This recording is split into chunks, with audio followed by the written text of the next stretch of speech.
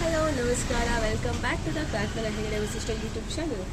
ಯಾರಿಂದ ನನ್ನ ಚಾನಲ್ ಹೊಸಬರಾಗಿರ್ತಾರೋ ಬೇಗ ಸಬ್ಸ್ಕ್ರೈಬ್ ಮಾಡ್ಕೊಳ್ಳಿ. ನಿಮಗೆ ಈ ವಿಡಿಯೋ ಇಷ್ಟ ಆದರೆ ಲೈಕ್ ಮಾಡಿ, ಶೇರ್ ಮಾಡಿ ಆ್ಯಂಡ್ ಕಮೆಂಟ್ ಮಾಡಿ. ನಾವಿವತ್ತು ಸಂಡೇ ಆಗಿರೋದ್ರಿಂದ ನಾವು ಔಟ್ಸೈಡ್ ಹೋಗ್ಬೇಕಂತ ಪ್ಲ್ಯಾನ್ ಮಾಡಿದ್ದೀವಿ. ಎಲ್ಲಿ ಏನು ಅಂತ ನಿಮಗೆ ಈಗ ನಾನು ಹೇಳ್ತೀನಿ. ಸೊ ನಾವೀಗ ಹೋಗ್ತಾ ಇರೋದು ಬನ್ನೇರುಘಟ್ಟ ನ್ಯಾಷನಲ್ ಪಾರ್ಕಿಗೆ. ಅಲ್ಲಿ ಎಂಟ್ರಿ ಫೀಸ್ ಹೇಗಿರುತ್ತೆ, ನಾವು ಎಲ್ಲೆಲ್ಲಿ ಹೋಗ್ತೀವಿ ಏನು ಅಂತ ನಿಮಗೆ ಡೀಟೇಲಾಗಿ ನಾನು ತಿಳಿಸ್ತೀನಿ. So let's go. ಸೊ ನಾವು ಜಸ್ಟ್ ರೀಚ್ ಆದ್ವಿ. ಇದು ನೋಡಿ ಬನ್ನೇರುಘಟ್ಟ ನ್ಯಾಷನಲ್ ಪಾರ್ಕ್ನ ಎಂಟ್ರೆನ್ಸ್ ಯಾವ ರೀತಿ ಇದೆ ಅಂತ. ಇಲ್ಲಿ ನಿಮಗೆ ಅಕ್ಕಪಕ್ಕ ಎಲ್ಲ ತುಂಬ ಸ್ಟಾಲ್ಗಳನ್ನು ಹಾಕಿದ್ದಾರೆ.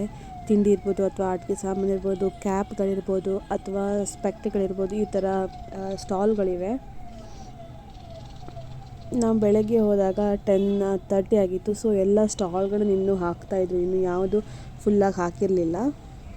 ನಿಮಗೆ ಈ ಬನ್ನೇರುಘಟ್ಟಕ್ಕೆ 2 ಆಪ್ಷನ್ ಇದೆ. ನೀವು ಒಂದು ಆನ್ಲೈನಲ್ಲಿ ಬೇಕಾದರೂ ಟಿಕೆಟ್ ತೊಗೋಬೋದು ಅಥವಾ ಅಲ್ಲೇ ಹೋಗಿ ಬೇಕಾದರೂ ಟಿಕೆಟ್ ತೊಗೋಬೋದು. ಅಲ್ಲೂ ನಿಮಗೆ ಆನ್ಲೈನ್ ಸಿಸ್ಟಮ್ನ ಇಟ್ಟಿದ್ದಾರೆ. ಸೊ ನೀವು ಅಲ್ಲಿ ಗೂಗಲ್ ಪೇ, ಫೋನ್ಪೇ, ಪೇಟಿಎಮ್ ಯಾವುದಾದ್ರೂ ಮಾಡಿ ಅಲ್ಲೇ ಟಿಕೆಟ್ನ ಪರ್ಚೇಸ್ ಮಾಡ್ಬೋದು. ನೋಡಿ ಇಲ್ಲಿ ರೈಟ್ ಸೈಡ್ ನಿಮಗೆ ಟಿಕೆಟ್ ಕೌಂಟರ್ಸ್ ಇರುತ್ತೆ.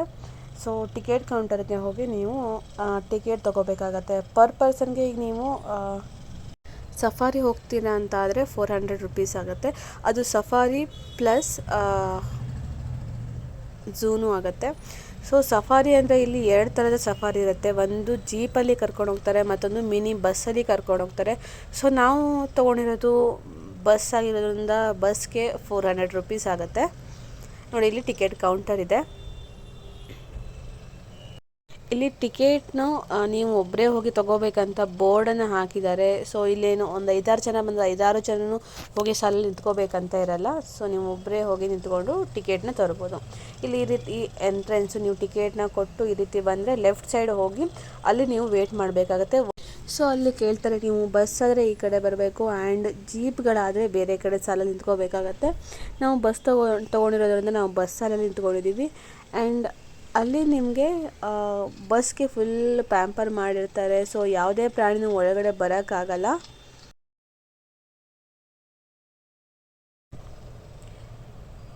ನೋಡಿ ಈ ರೀತಿ ಎಂಟ್ರೆನ್ಸು, ಮತ್ತು ಅಲ್ಲಿ ಬೋರ್ಡ್ಗಳನ್ನು ಹಾಕಿರ್ತಾರೆ.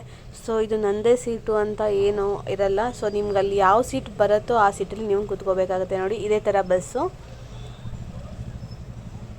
ಸಾಲಾಗಿ ಬಸ್ಗಳನ್ನ ನಿಲ್ಲಿಸಿರ್ತಾರೆ. ಒಂದಾಗಿದ ತಕ್ಷಣ ಇನ್ನೊಂದು ಬಸ್ ಹೋಗ್ತಾ ಇರುತ್ತೆ. ನಿಮಗೆ ಬಸ್ ಯಾವ ರೀತಿ ಇದೆ ಅಂತ ಸ್ಮಾಲ್ ಕ್ಲಿಪ್ಪಿಂಗ್ಸ್ ಹಾಕಿದ್ದೀನಿ, ಅದನ್ನು ನೀವು ನೋಡ್ಬೋದು.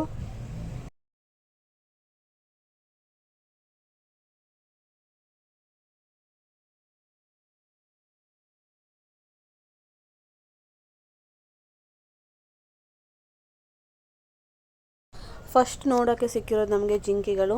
ಸೊ ಇಲ್ಲೊಂದು ಅಡ್ವಾಂಟೇಜ್ ಹೇಗಿರುತ್ತೆ ಅಂದರೆ, ಈ ಬಸ್ಗಳ ಡ್ರೈವರ್ಗಳಿಗೆ ಗೊತ್ತಿರುತ್ತೆ ಎಲ್ಲೆಲ್ಲಿ ಯಾವ ಪ್ರಾಣಿಗಳಿವೆ ಅಂತ. ಸೊ ಅಲ್ಲಿ ನಿಮಗೆ 2 ನಿಮಿಷ ನಿಲ್ಲಿಸ್ತಾರೆ ಆ್ಯಂಡ್ ಅವ್ರು ಹೇಳ್ತಾರೆ ರೈಟ್ ಸೈಡ್ ಇದೆಯಾ, ಲೆಫ್ಟ್ ಸೈಡ್ ಇದೆಯಾ, ಎಲ್ಲಿದೆ ಅಂತ ಅವ್ರು ಹೇಳ್ತಾರೆ. ಸೊ ಅವ್ರು ನಿಲ್ಲಿಸಿದ ತಕ್ಷಣ ನೀವು ಫೋಟೋಗಳನ್ನ ತೊಗೋಬೋದು. ಬಟ್ ಅಲ್ಲಿ ಕೂಗಬಾರ್ದು, ಯಾಕಂದರೆ ಗಲಾಟೆ ಮಾಡಿದ್ರೆ ಪ್ರಾಣಿಗಳು ಹೆದರೋ ಚಾನ್ಸಸ್ ಇರುತ್ತೆ ಆ್ಯಂಡ್ ಮೈ ಮೇಲೆ ಬರೋ ಚಾನ್ಸಸ್ ಇರುತ್ತೆ. ಅದಕ್ಕಾಗಿ ಅವರು ಕೂಗಬಾರ್ದು ಅಂತ ನಿಮಗೆ ಗೈಡೆನ್ಸ್ ಕೊಡ್ತಾರೆ.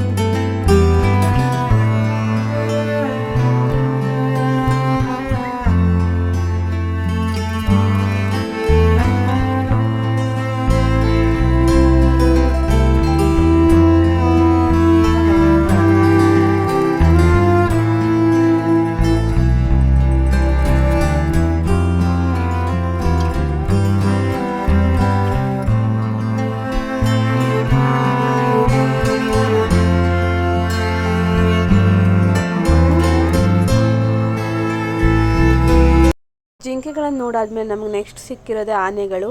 ನೋಡ್ತಾ ಇರ್ಬೋದು ಎಷ್ಟು ಆನೆಗಳಿವೆ ಅಂತ.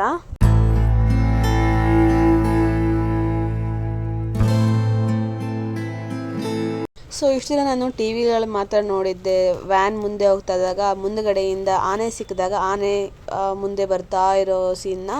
ಬಟ್ ಇವತ್ತು ನನಗೆ ಲೈವಲ್ಲಿ ನೋಡೋಕ್ಕಾಯಿತು.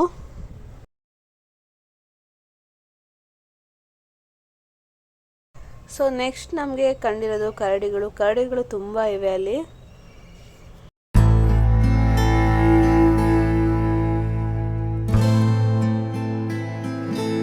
ಇಲ್ಲಿ ಸ್ವಲ್ಪ ದೂರದಲ್ಲಿ ಒಂದು ಗೇಟನ್ನು ಇಟ್ಟಿದ್ದಾರೆ. ಸೊ ಅದು ಯಾವ ರೀತಿ ಇರುತ್ತೆ ಅಂದರೆ, ಬಸ್ ಬಂದಿದ ತಕ್ಷಣ ಒಂದು ಗೇಟ್ ಓಪನ್ ಆಗುತ್ತೆ, ಬಸ್ಸನ್ನು ಮಧ್ಯದಲ್ಲಿ ಇಡ್ತಾರೆ, ಹಾಗೆ ಹಿಂದ್ಗಡೆ ಗೇಟ್ನ ಕ್ಲೋಸ್ ಮಾಡಿ ಮುಂದ್ಗಡೆ ಗೇಟ್ನ ಓಪನ್ ಮಾಡ್ತಾರೆ. ಹಾಗೆ ಸಿಂಹ, ಬಿಳಿ ಹುಲಿ ಮತ್ತು ಹುಲಿಗಳನ್ನ ನೋಡಿಕೊಂಡು ನಾವು ಬಂದ್ವಿ. ಬಟ್ ಬಿಳಿ ಹುಲಿಗಳು ಮತ್ತು ನಾರ್ಮಲ್ ಹುಲಿಗಳು ನಮಗೆ ಫೋಟೋಕ್ಕೆ ಸಿಗಲ್ಲ, ಯಾಕಂದರೆ ದೂರದಲ್ಲಿರುತ್ತೆ, ನಮಗೆ ಫೋಟೋಕ್ಕೆ ಸಿಗಲ್ಲ. ಸೊ ಅದನ್ನೆಲ್ಲ ನೋಡಿಕೊಂಡು ನಾವು ನೆಕ್ಸ್ಟ್ ಎಲ್ಲಿಗೆ ಹೋದ್ವಿ ಏನು ಅಂತ ನಾನು ನೆಕ್ಸ್ಟ್ ವಿಡಿಯೋದಲ್ಲಿ ತಿಳಿಸ್ತೀನಿ. ಇದನ್ನು ಮುಂದಿನ ವಿಡಿಯೋ ನಾನು ನೆಕ್ಸ್ಟ್ ಹಾಕ್ತೀನಿ. ಅಲ್ಲಿ ತನಕ ನೀವು ಇದನ್ನ ವಾಚ್ ಮಾಡಿ.